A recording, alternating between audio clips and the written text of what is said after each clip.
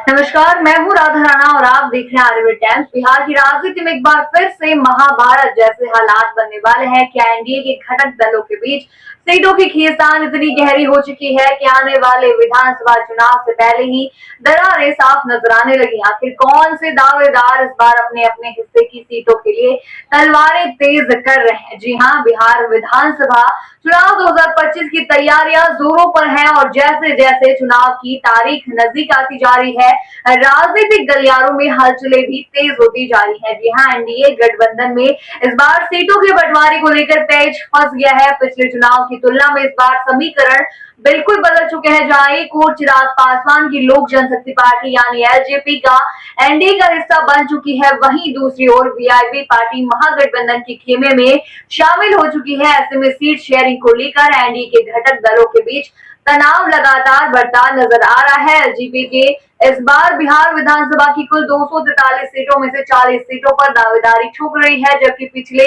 चुनाव में एलजेपी ने एनडीए के साथ नहीं बल्कि अकेले दम पर चुनाव लड़ा था और 134 सीटों पर अपने उम्मीदवार उतारे थे। जी हाँ, हालांकि जीत सिर्फ एक सीट पर ही मिल पाई थी, लेकिन दिलचस्प बात यह रही कि एलजेपी की इस रणनीति ने जेडीयू के गणित को काफी नुकसान पहुंचा था। शायद यही वजह है कि इस बार जेडीयू एलजेपी को ज्यादा सीटें देने के मूड में नजर नहीं आ रही है। वहीं दूसरी ओर जीतन राम मांझी की पार्टी हम भी इस बार कम से कम 25 से 35 सीटों की मांग कर रही है। मांझी का दावा है कि उनकी पार्टी पिछली बार 4 सीटें जीत चुकी थी, लिहाजा इस बार उनके हिस्से में और ज्यादा सीटें आनी चाहिए। लेकिन असल गणित ये कहता है कि बीजेपी और जेडीयू के हिस्से में सीटें कम होनी तय है। बीजेपी की मंशा है कि वह कम से कम 100 सीटों पर चुनाव लड़े, जो कि पिछली बार के मुकाबले थोड़ा कम ही है, लेकिन जेडीयू के लिए और समझौता आसान नहीं होगा।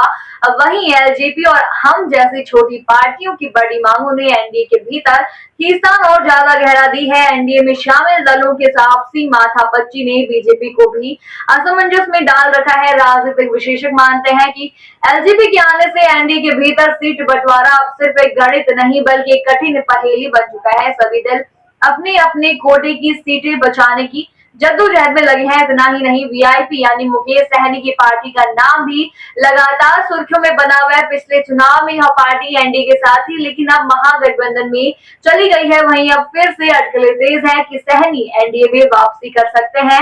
हालांकि खुद मुकेश सहनी इन अटकलों को नकार चुके हैं, लेकिन बिहार की राजनीति में कब क्या हो जाए यह किसी को पता नहीं होता। नेताओं का पाला बदलना बिहार की राजनीति में कोई नई बात नहीं है। बीते कई चुनाव में हमने देखा है कि नेता रातों रात पार्टी बदलते हैं और नया गठबंधन जोड़ लेते हैं। ऐसे में मुकेश सहनी की वापसी अगर एनडीए में होती है तो सीट शेयरिंग की लड़ाई और पेचीदा हो जाएगी। अभी भी हालात ये है कि सभी दल एक दूसरे की सीटों पर नजरें गड़ाए बैठे हैं और हर कोई ज्यादा से ज्यादा सीटें पाना चाहता है। हालांकि बीजेपी के प्रदेश अध्यक्ष दिलीप जायसवाल के बयान के बाद वीआईपी पार्टी के एनडीए में लौटने की अटकलें और ज्यादा तेज हो गई हैं। वहीं दूसरी तरफ चिराग पासवान की एलजेपी भी इस बार सत्ता में हिस्सेदारी के सपने संजो रही है, इसलिए वह कम सीटों पर समझौता करने के मूड में नहीं दिख रही है। बीजेपी और जदयू दोनों के सामने एक बड़ी चुनौती ये भी है कि अगर सीटों का बंटवारा सही तरीके से नहीं हुआ तो गठबंधन में फूट भी पड़ सकती है। बिहार की राजनीति में ये कोई नई बात नहीं है, पहले भी कई बार ऐसा हो चुका है। गठबंधन के साथ ही दल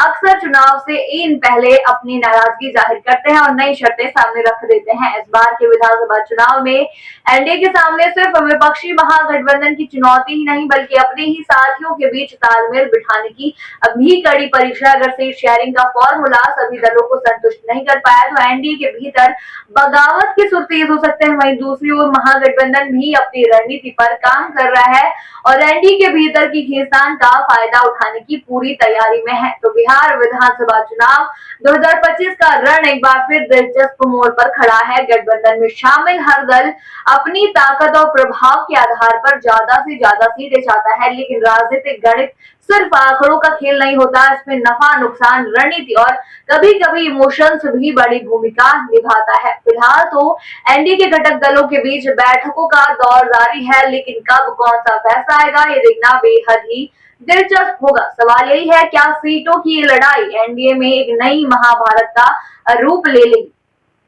आप क्या सोचते हैं इस पूरे मुद्दे पर? हमें कमेंट सेक्शन में जरूर बताइए और बने रहिए आरएबी टाइम्स के साथ ही चैनल को सब्सक्राइब करना न भूलें और हमारे फेसबुक और वेबसाइट के साथ भी जरूर जुड़ें।